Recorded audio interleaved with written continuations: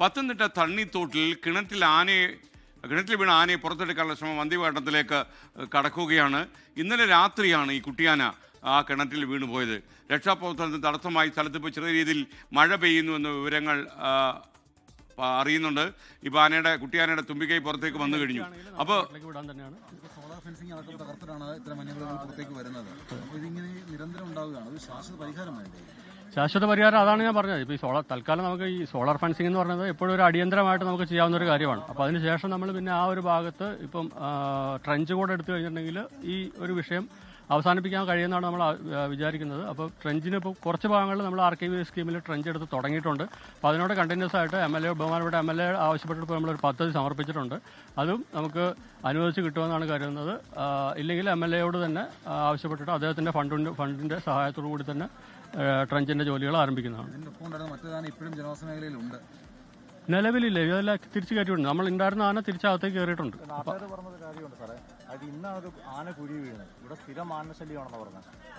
അല്ല, ആനശല്യം ഇല്ല എന്ന് ഞാൻ പറയുന്നില്ല. പക്ഷെ ഞാൻ പറയുന്നത് നമ്മൾ എപ്പോഴും ഇവിടെ ഉണ്ട്. നമ്മൾ അങ്ങനെ ഒരു വിവരം കിട്ടുമ്പോൾ തന്നെ ഇതിനകത്തേക്ക് കയറ്റി വിടാറുണ്ട്. അനിഷ്ട സംഭവങ്ങളൊന്നും ഉണ്ടായിട്ടില്ല. വിവാദനമാണ്, അനിഷ്ട സംഭവങ്ങളൊന്നും ഇതുവരെ ഉണ്ടായിട്ടില്ല. പക്ഷേ നമ്മൾ പരമാവധി ജീവനക്കാർ ഇവിടെ തന്നെ നിന്നിട്ട് ഇപ്പോൾ കഴിഞ്ഞ ദിവസം നമ്മൾ ഇവിടെ ഒരു മീറ്റിംഗ് നടത്തി. അതിൽ നാട്ടുകാർ ആവശ്യപ്പെട്ട പ്രകാരം ഒരു പുതിയ ഔട്ട് പോസ്റ്റ് തന്നെ ക്രിയേറ്റ് ചെയ്തിട്ട് നമുക്ക് സ്റ്റാഫ് ഷോർട്ടേജാണ്, എന്നാലും ആൾക്കാരെ അഡീഷണൽ സ്റ്റാഫിനെ വെച്ചിട്ട് ഇവിടെ തന്നെ ആൾക്കാർ സ്ഥിരമായിട്ട് നിൽക്കുന്നുണ്ട്. ആൾക്കാർ ഇപ്പോൾ കഴിഞ്ഞിടയ്ക്ക് ഒരു കാട്ടാന ജനവാസ മേഖലയിൽ വരുന്നത് ഷോക്ക് ചെരിയുന്നു. അതിന് അവിടുത്തെ കുട്ടികളുടെ ഉടമയ്ക്കെതിരെ കേസെടുക്കുന്ന ഒരു സാഹചര്യം ഉണ്ടാകുന്നു.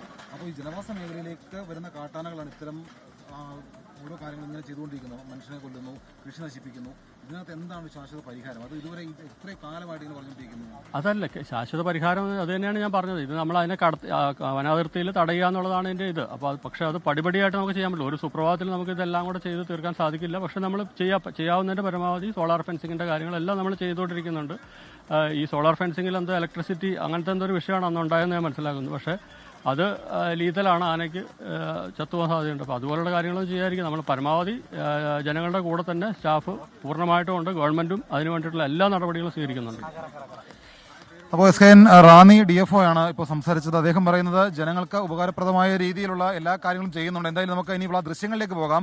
കിണറ്റിൽ വീണ കാട്ടാനയെ പുറത്തേക്ക് എത്തിക്കാൻ വേണ്ടിയുള്ള അവസാനവട്ട ശ്രമങ്ങളാണ്. റാന്നി DFOയുടെ നേതൃത്വത്തിൽ RRT സംഘമൊക്കെ ഇവിടെ വന്ന് ആനയെ പുറത്തേക്ക് എത്തിക്കാനുള്ള ശ്രമങ്ങൾ നടത്തുകയാണ്. എന്തായാലും കിണറ്റിൽ നിന്ന് പുറത്തു വരും എന്ന് നമുക്ക് വിശ്വസിക്കാം. നമുക്ക് വേണ്ടി അല്പം സമയം കഴിയുമ്പോൾ ആന കരയ്ക്ക് കയറുമ്പോഴേക്ക് തിരിച്ചു ചെല്ലാം.